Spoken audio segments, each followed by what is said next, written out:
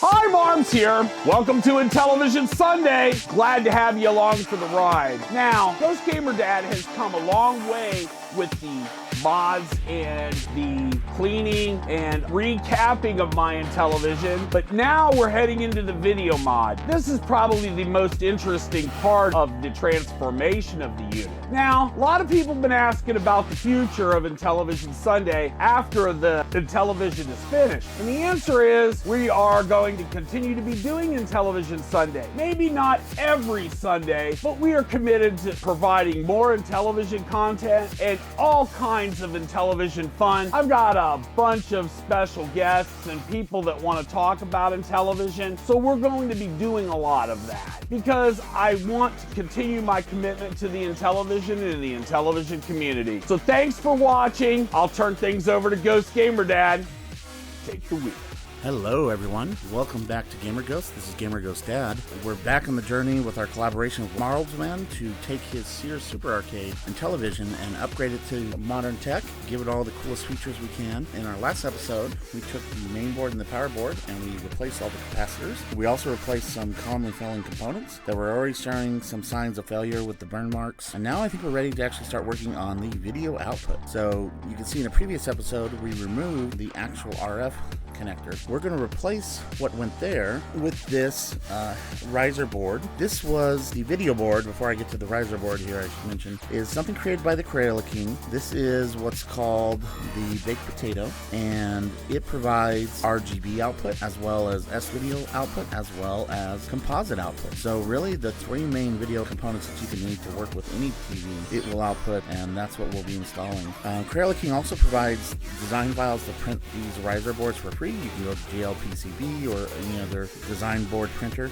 and print these out. So that's where I picked this one up. What it does, it just raises the height a little bit so it can fit into the opening to kind of match how the existing connector was. If we take a look at these kind of side by side, how they would be mounted on the bottom, you can see they're relatively in the same spot. So it really makes it helpful to recycle the openings we have without having to cut into the case any more than we need to. So this connector, this Mini Den 9 connector, it's a separate piece, so we haven't soldered it on yet. So first thing we need to do is get it soldered on.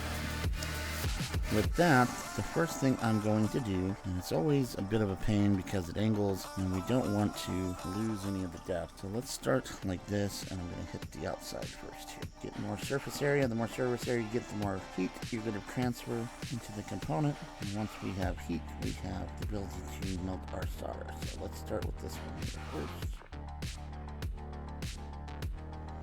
Okay. And that is kind of a right old mess, so let's clean that up a little bit. And we want it to really go down. So this is one of 3 ground pins that are connecting. And it's really more of a support to fully get everything down. So there's one. This next. And we're actually going to clip the majority of this, but we do want to make sure the solder gets down where it can into the pin, into the inside. That would look pretty good. Again, for any awesome soldering gurus, I am very much an amateur. I'm good enough to get by and had a lot of success, but always open to tips and tricks.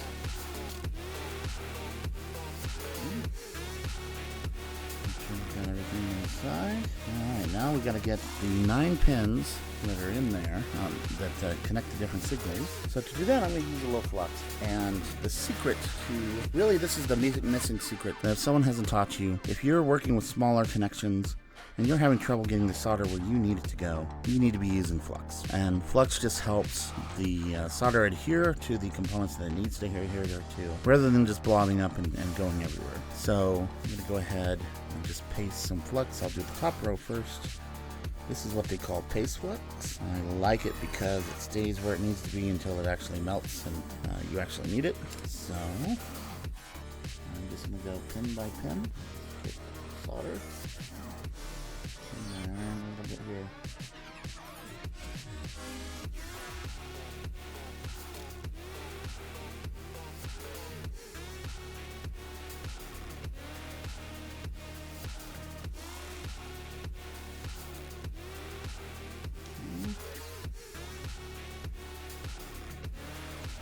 Alright, give a look to make sure that we don't have anything touching, and we'll actually do a test as we're done too. Also make sure our joints look really nice. Looks pretty good.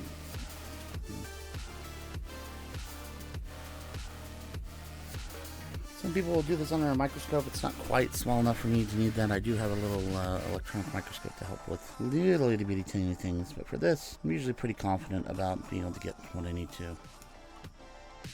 Alright, again, one at a time.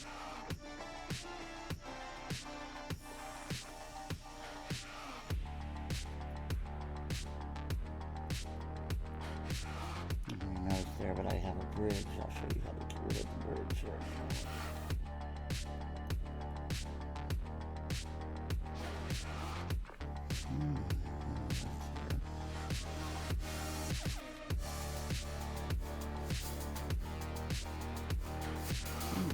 Bridge in between. I'll take my iron and run it between and hit each one.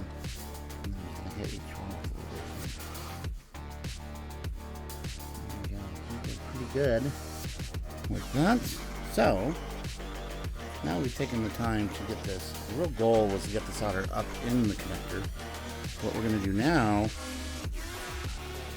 is cut everything off, because we want this to be as flush with the board as possible.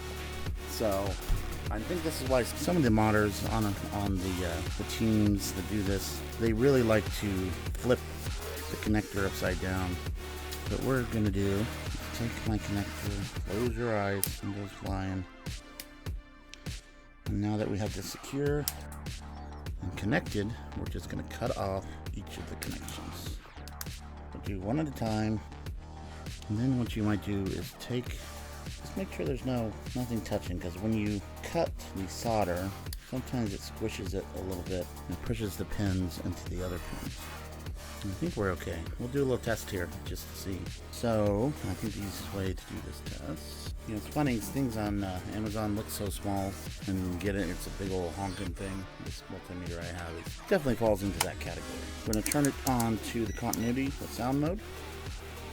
And what that does is, when we have continuity, we should have sound. So,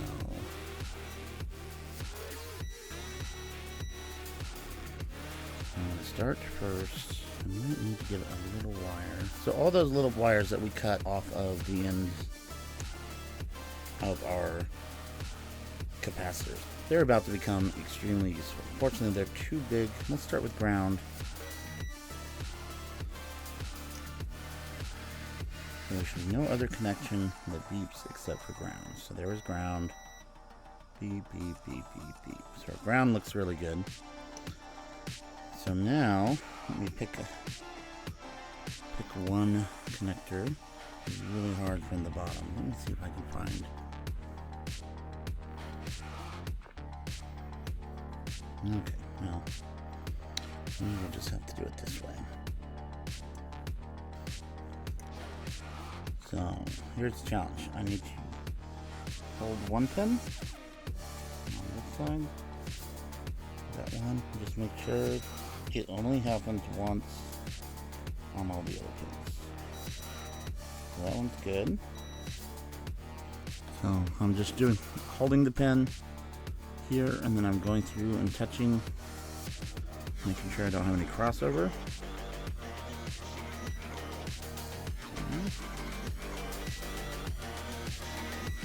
That one's really the one I wanted to test because it was really close to this other thing. It's ground.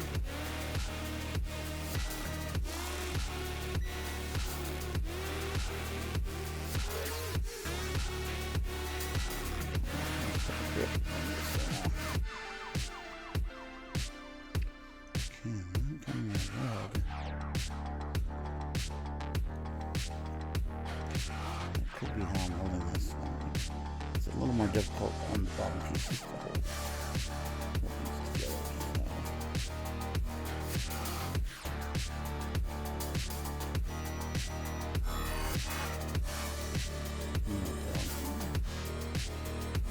I think, and that's 5 volts. I think we have 5 volts. Okay. think we're good to go here on this. Just 5 volts again one more time. Okay, yep, nope, I'm feeling pretty good about now. It's a matter of putting down the right thing. So that looks good. We have a pretty flat connector. We check continuity. That looks really good there. Definitely want to check before you attach to your board, just to save yourself some trouble. Alright, that's all for this one. Tune in next Sunday when we will continue the journey.